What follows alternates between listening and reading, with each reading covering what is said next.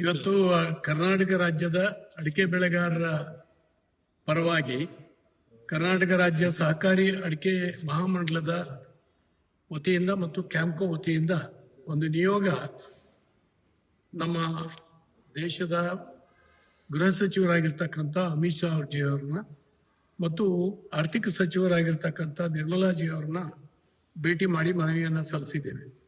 ಏನಂದ್ರೆ ಬೇರೆ ಬೇರೆ ದೇಶಗಳಿಂದ ಕಾನೂನು ಬಾಹಿರವಾಗಿ ಅಡಿಕೆ ದೇಶದ ಒಳಗಡೆ ಬರ್ತಾ ಇದೆ. ಅದನ್ನು ತಡೆಗಟ್ಟಬೇಕು ಮತ್ತು ಅಡಿಕೆ ಬೆಳೆಗಾರರನ್ನ ರಕ್ಷಣೆ ಮಾಡಬೇಕು ಅನ್ನುವಂಥ ಒಂದು ಮನವಿಯನ್ನು ಅವರಿಗೆ ಮಾಡಿದ್ದೇವೆ.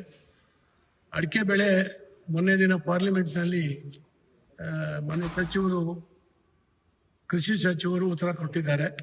35% ಇಳುವರಿ ಡೌನ್ ಆಗಿದೆ ಇಡೀ ದೇಶದಲ್ಲಿ ಅಡಿಕೆ ಬೆಳೆ.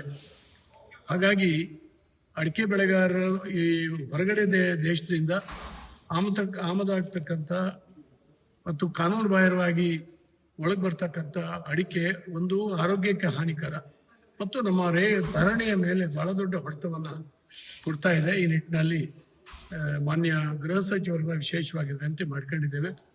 ಅವ್ರು ಹೇಳಿದ್ದಾರೆ ಎಲ್ಲೆಲ್ಲಿಂದ ಹೇಗೆ ತಡೆಗಟ್ಟಬಹುದು ಅದನ್ನು ಖಂಡಿತವಾಗೂ ನಾನು ಮಾಡ್ತೀನಿ ಅಂತ ಹೇಳಿ ನಮ್ಮ ಮನವಿಯನ್ನು ಸ್ವೀಕಾರ ಮಾಡಿ ನಮ್ಮ ಅಡಿಕೆ ಬೆಳೆಗಾರರ ಬಗ್ಗೆ ಸಹಾನುಭೂತಿಯಿಂದ ಮಾತಾಡಿದ್ದಾರೆ.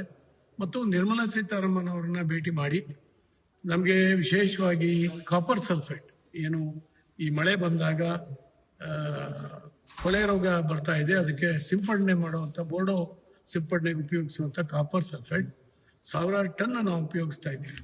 ಹಾಗಾಗಿ ನಮಗೆ ಇರ್ತಕ್ಕಂಥ ಕಾಪರ್ ಸಲ್ಫೇಟ್ ತೆರಿಗೆ 18% ಇದೆ. ಈಗ ಅದನ್ನು 5%ಗೆ ಇಳಿಸಬೇಕು. ಬೇರೆ ಎಲ್ಲ ಔಷಧಿಗಳ ಮೇಲೆ ಕೃಷಿಕರಿಗೆ ಉಪಯೋಗಿಸ್ಲಿಕ್ಕಂಥ ಔಷಧಿಗಳ ಮೇಲೆ 5% ಮಾತ್ರ ಇದೆ. ಇದನ್ನು ಕೂಡ ಆ ರೀತಿ ಇಳಿಸಬೇಕು. ಕಾಫಿ ಬೆಳೆಗಾರರಿಗೆ ಮತ್ತು ಅಡಿಕೆ ಬೆಳೆಗಾರರಿಗೆ ಒಳ್ಳೆಯದಾಗಬೇಕು ಅನ್ನುವಂಥದ್ದನ್ನ ಈಗಾಗಲೇ ತಿಳಿಸಿದ್ದೇವೆ. ಅವರು ಕೂಡ ಇದನ್ನ ಪರಿಶೀಲನೆ ಮಾಡಿ ಖಂಡಿತವಾಗೂ ಅದನ್ನ ಸರಿ ಮಾಡಲಿಕ್ಕೆ ನಾನು ಪ್ರಯತ್ನ ಮಾಡ್ತೀನಿ ಅಂತ ಹೇಳಿದ್ದಾರೆ.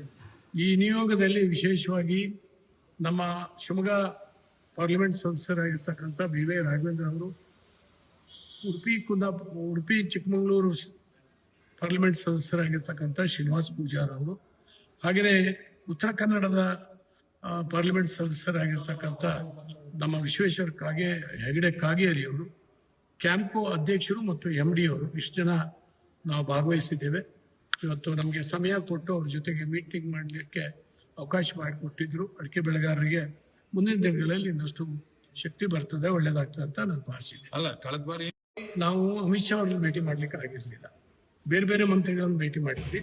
ಆ ಸಂದರ್ಭದಲ್ಲಿ ಅಡಿಕೆಯ ಮಾಯಿಶ್ಚರ್ ಕಂಟೆಂಟ್ಸ್ ಬಗ್ಗೆ ಅದನ್ನ ಸಂಶೋಧನೆ ಮಾಡಬೇಕು ಮತ್ತು ಎಲೆ ಚುಕ್ಕಿ ರೋಗದ ಬಗ್ಗೆ ಸಂಶೋಧನೆ ಇನ್ನಷ್ಟು ಸ್ಪೀಡ್ ಮಾಡಬೇಕು ಅನ್ನೋಂಥದ್ದನ್ನ ಹೇಳಿದ್ವಿ. ಆಗ ನಮ್ಮ ಕೃಷಿ ಸಚಿವರು ಮತ್ತು ಕಾಮರ್ಸ್ ಮಿನಿಸ್ಟರ್ ಅವರನ್ನು ಭೇಟಿಯಾಗಿದ್ವಿ. ಇವತ್ತು ವಿಶೇಷವಾಗಿ ನಮ್ಮ ದೇಶದ ಸಹಕಾರಿ ಸಚಿವರು ಮತ್ತು ಗೃಹ ಸಚಿವರು ಅಮಿತ್ ಶಾ ಅವರನ್ನ ಭೇಟಿ ಮಾಡಿದ್ದೇವೆ ಮತ್ತು ನಿರ್ಮಲಾ ಸೀತಾರಾಮನ್ ಅವರನ್ನು ಭೇಟಿ ಮಾಡಿದ್ದೇವೆ. ಹೀಗಾಗಿ ಅಡಿಕೆ ಬೆಳೆಗಾರರಿಗೆ ಪದೇ ಪದೇ ಏನಾದರೂ ಒಂದು ಕಿರುಕುಳಗಳು ಬರ್ತದೆ ಅಂತ ಸಂದರ್ಭದಲ್ಲಿ ನಾವು ಆಗಾಗ ಭೇಟಿ ಮಾಡಿ ಅದನ್ನು ನಿವಾರಣೆ ಮಾಡುವಂಥ ಪ್ರಯತ್ನವನ್ನು ನಾವೆಲ್ಲ ಸೇರಿ ಮಾಡ್ತಾ ಇದ್ದೀವಿ. Thank you.